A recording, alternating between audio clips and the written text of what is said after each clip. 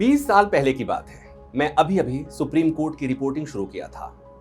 Supreme court के campus के सामने से गुजरने वाले भगवान दास रोड से एक आदमी पैदल जा रहा था। अधेड़ उम्र का वह आदमी कोर्ट के गेट के पास अचानक रुका और कोर्ट की तरफ दोनों हाथों को जोड़कर ठीक वैसे ही झुका जैसे मंदिर के सामने से गुजरता हुआ आदमी मंदिर की तरफ भक्ति भाव से सिर झुका लेता है।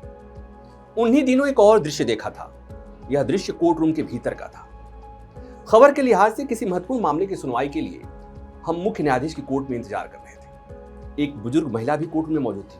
शायद उनके केस की सुनवाई होनी थी। महिला की आंखें बंद थी, हाथ जोड़कर कुछ बुदबुदा रही थी, मानो मंदिर में अपने भगवान से कुछ कह रही। इन दोनों दृश्यों को देखकर मुझे अपने देश की लोकतांत्रिक संस्थाओं और न्यायपालिका पर गर्व हो रहा था और उस दिन समझ में आ गया था कि देश का आम आदमी अपनी न्यायपालिका पर कितना भरोसा करता है।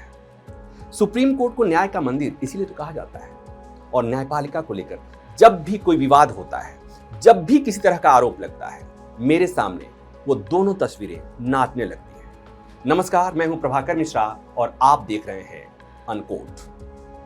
आज से करीब 7 साल पहले 12 जनवरी 2018 को सुप्रीम कोर्ट के 4 जजों ने तत्कालीन मुख्य न्यायाधीश जस्टिस दीपक मिश्रा के खिलाफ प्रेस कॉन्फ्रेंस किया। न्यायपालिका के इतिहास में यह पहला मौका था जब सुप्रीम कोर्ट के जज मीडिया के सामने अपने ही मुख्य न्यायाधीश के खिलाफ गंभीर आरोप लगा रहे थे। जजों का आरोप था कि जस्टिस दीपक मिश्रा बिना पारदर्शिता के केसेज का बंटवारा कर रहे थे और जूनियर जजों को संवेदनशील मसले सौंपे जा रहे थे। जजों ने न्यूज चैनल्स के सैकड़ों कैमरों के सामने कहा था कि यदि सुप्रीम कोर्ट जैसी संस्थाओं को बचाया नहीं गया तो देश में लोकतंत्र नहीं बचेगा। कुछ दिन तक इस घटना पर चर्चा हुई और फिर सब कुछ पूर्ववत हो गया, सब कुछ शांत हो गया। उस समय भी न्यायपालिका के प्रति आस्था में सिर झुकाए उन 2 लोगों की तस्वीरें मेरे आंखों के सामने नाच रही थी। इस घटना के करीब साल भर बाद सुप्रीम कोर्ट में एक और घटना घटी। 20 अप्रैल 2019 को कुछ वेबसाइट्स पर तत्कालीन मुख्य न्यायाधीश जस्टिस रंजन गोगोई के खिलाफ यौन शोषण के आरोप की खबर छपी। न्यायपालिका सहित पूरा देश सकते में था, क्योंकि देश के इतिहास में पहला मौका था जब किसी मुख्य न्यायाधीश के खिलाफ यौन उत्पीड़न का आरोप लगा था। सुप्रीम कोर्ट में जूनियर कोर्ट असिस्टेंट के रूप में काम करने वाली एक 35 वर्षीय महिला ने सुप्रीम कोर्ट के 22 जजों को एफिडेविट भेजकर जस्टिस रंजन गोगोई के खिलाफ शिकायत की थी। सुप्रीम कोर्ट के 3 जजों की इन हाउस जांच कमेटी बनी। जांच हुआ, आरोप निराधार पाए गए और आरोप लगाने वाले सुप्रीम कोर्ट की महिला कर्मचारी जिसे नौकरी से हटा दिया गया था उसे वापस बहाल कर लिया गया। नवंबर 2019 को जस्टिस गोगोई मुख्य न्यायाधीश के पद से रिटायर होकर राज्यसभा चले गए।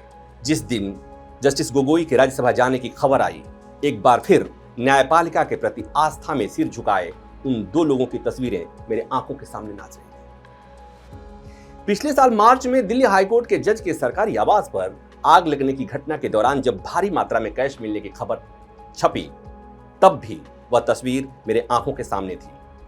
और हाल ही में जब एनसीईआरटी की किताब में न्यायपालिका में भ्रष्टाचार से जुड़े अध्याय को लेकर विवाद हुआ और जब मुख्य न्यायाधीश ने गुस्से में यह बात कही कि न्यायपालिका को बदनाम करने वालों को हम कहीं से भी खींच लाएंगे और सजा देंगे, तब एक बार फिर न्यायपालिका के प्रति आस्था में सिर झुकाए उन 2 लोगों की तस्वीरें मेरे आंखों के सामने नाचने लगी थी। देश के मुख्य न्यायाधीश को न्यायपालिका की गरिमा की चिंता हो सकती है, लेकिन हमें तो न्यायपालिका के प्रति आस्था से सिर झुकाए उन तमाम देशवासियों की चिंता है जिनके लिए माय लॉर्ड्स न्याय के देवता हैं और अदालत न्याय का मंदिर। ये थी मेरे मन की बात जो मैंने अब तक सुप्रीम कोर्ट को देखा। ये रिपोर्ट आपको कैसी लगी जरूर बताइएगा। अगर पसंद आए तो लाइक कीजिएगा, शेयर कीजिएगा और अनकोट को सब्सक्राइब कर लीजिएगा। Thank you.